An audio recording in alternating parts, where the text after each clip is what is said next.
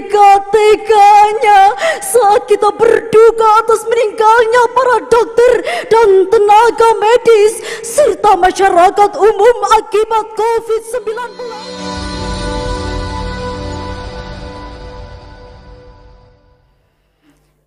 Assalamualaikum warahmatullahi wabarakatuh.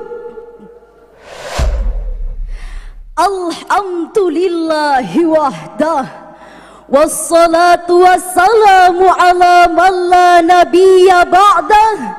Allahumma salli wa sallim ala sayyidina Muhammadin wa ala alihi wa sahbihi wa mawalah. Wala hawla wala quwwata illa billah. Amma ba'd.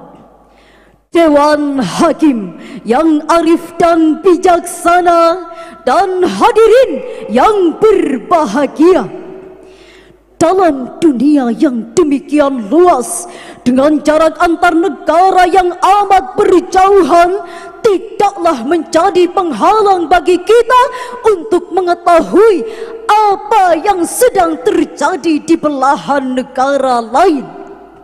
Mengapa demikian hadirin? Karena tersedianya alat elektronik digital saat ini yang mempercepat arus informasi dan komunikasi dalam hitungan detik. Tapi hadirin, perlu kita catat bahwa kecanggihan alat komunikasi itu bisa membawa dampak positif di samping dampak negatif. Contoh yang paling aktual adalah realitas hoax melalui media sosial yang memancing konflik di antara kita. Oleh karena itu, pada kesempatan yang penuh ukhuwah ini, izinkanlah kami menyampaikan syarah Al-Quran dengan judul Pandangan Al-Quran terhadap realitas hoax. Sebagai rujukan, marilah kita dengarkan firman Allah dalam Al-Quran surah An-Nur ayat 15 sebagai berikut. A'udzu billahi minasy syaithanir rajim.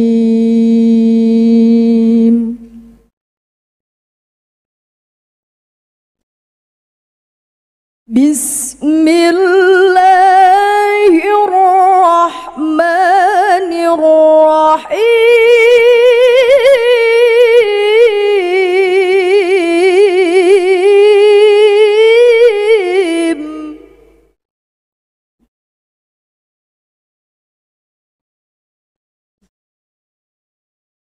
إذ تلقونه بألسنتكم وتقولون بأفواهكم ما ليس لكم به علم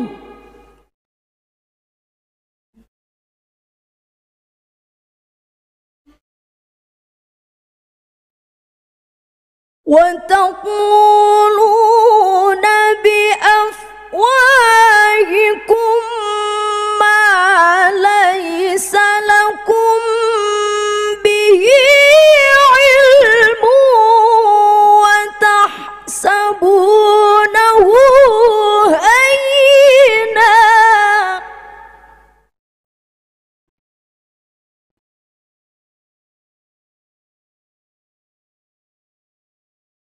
وهو عند الله عظيم.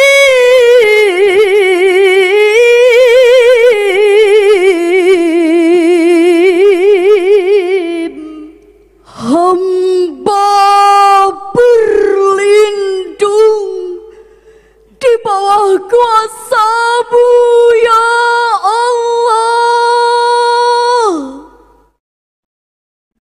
dari usikan setan yang terkutuk. dengan menyebut asma Allah yang Maha Pengasih, Maha Penyayang. Ingatlah,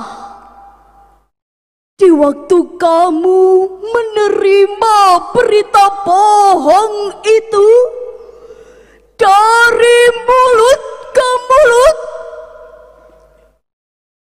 dan kamu katakan dengan mulutmu apa yang tidak kamu ketahui sedikit pun,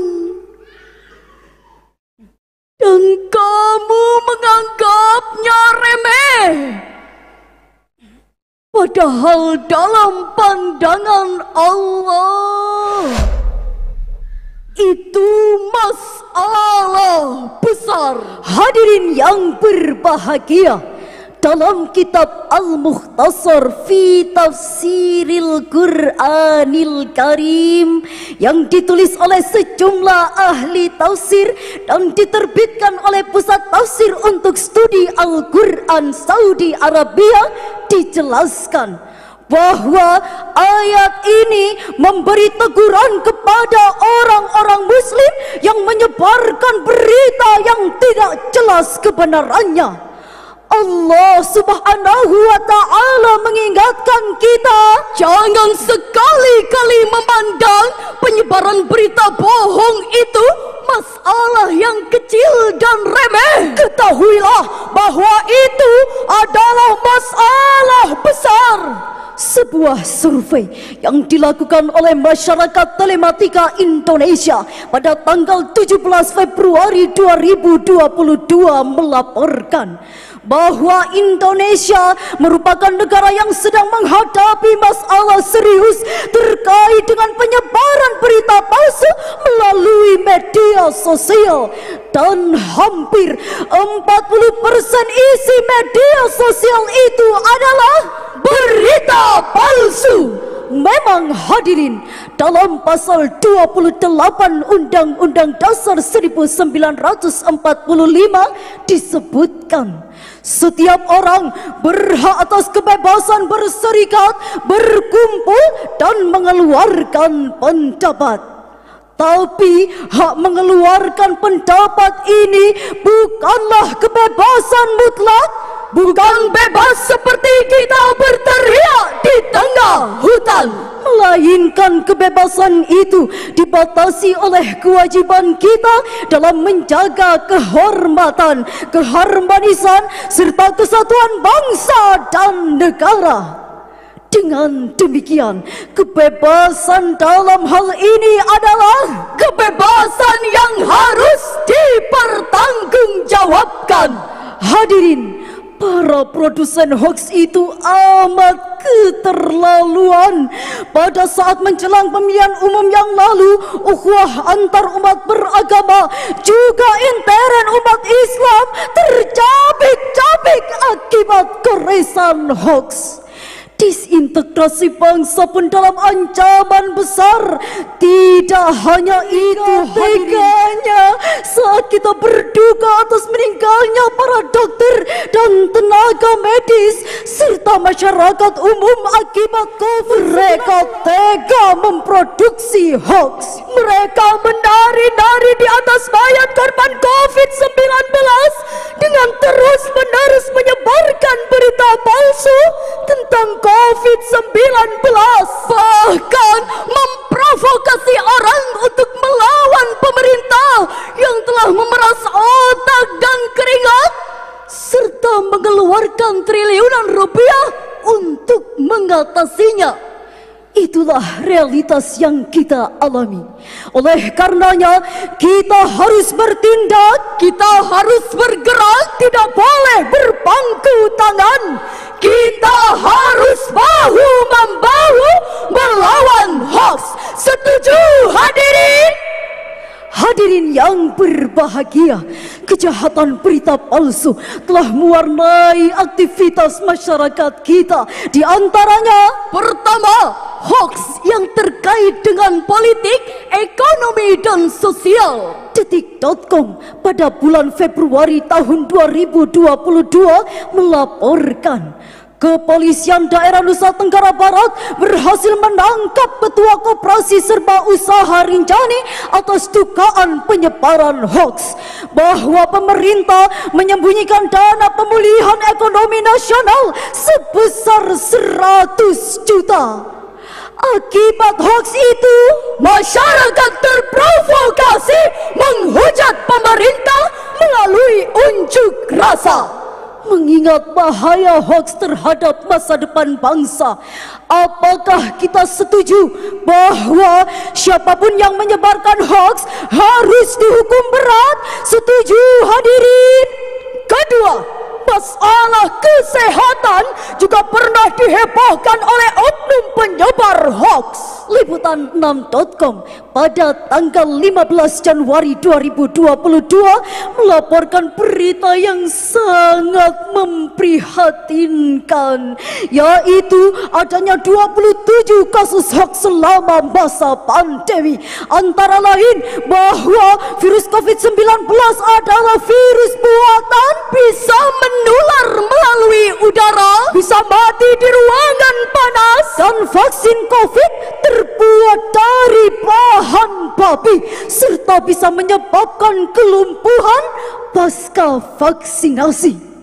Jadi jelaslah hadirin, kejahatan berita palsu benar-benar ada dalam realitas masyarakat kita dan dampak negatifnya sangat besar, yaitu pertama, menyesatkan dan membodohi masyarakat, bahkan merusak persatuan dan kesatuan bangsa. Dan yang kedua, mengganggu jalannya program-program pemerintah yang telah disepakati bersama legislatif.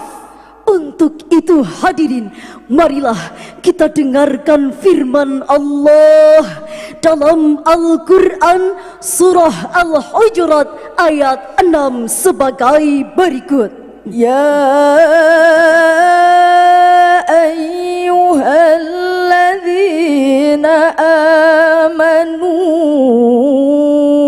in ja'akum fasiqun binaba'in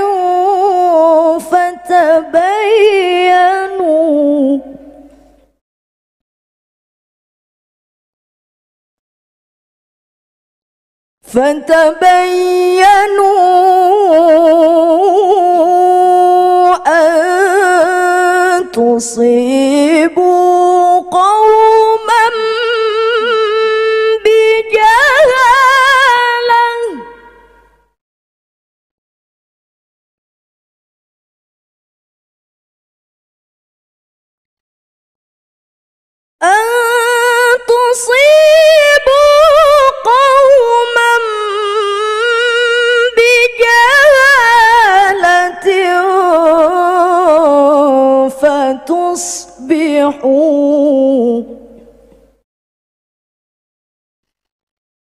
fatusbihu ala ma fa'altum nadimin.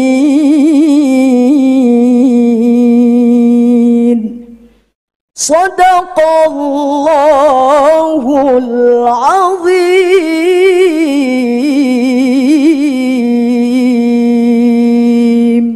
Wahai orang-orang yang beriman, jika datang kepadamu orang fasik membawa suatu berita, maka periksalah dengan teliti agar kamu tidak menimpakan suatu musibah terhadap suatu kaum tanpa mengetahui keadaannya, yang menyebabkan kamu menyesal atas perbuatanmu itu. Maha benar Allah atas segala firman-Nya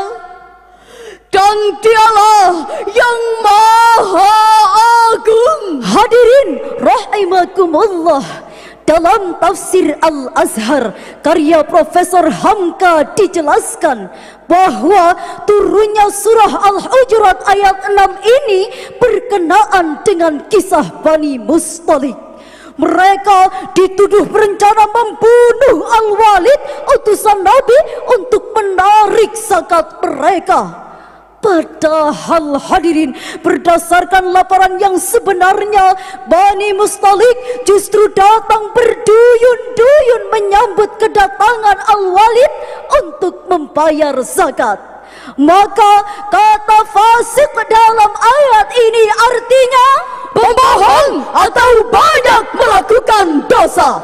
Berdasarkan ayat ini, ada beberapa hal yang harus kita lakukan. Antara lain, kita tidak boleh menelan mentah-mentah suatu informasi yang diragukan kejujurannya. Kita harus melakukan check and recheck, yakni memeriksa berkali-kali agar tidak terjadi konflik.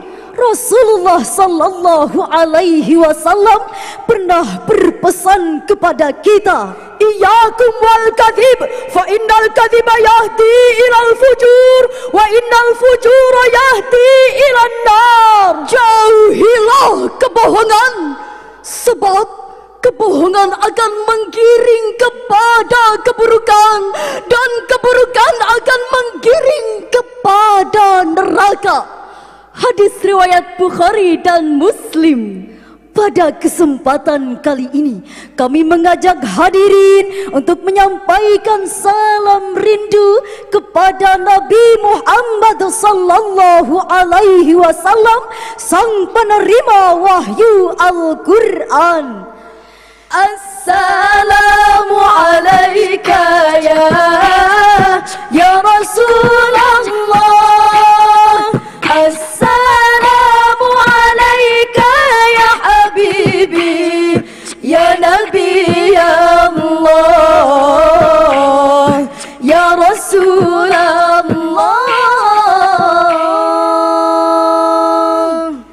Gadis cantik berselendang sutra, gelang dan antingnya berkilauan. Waspadalah berita yang ada, teliti dahulu sebelum disebarkan.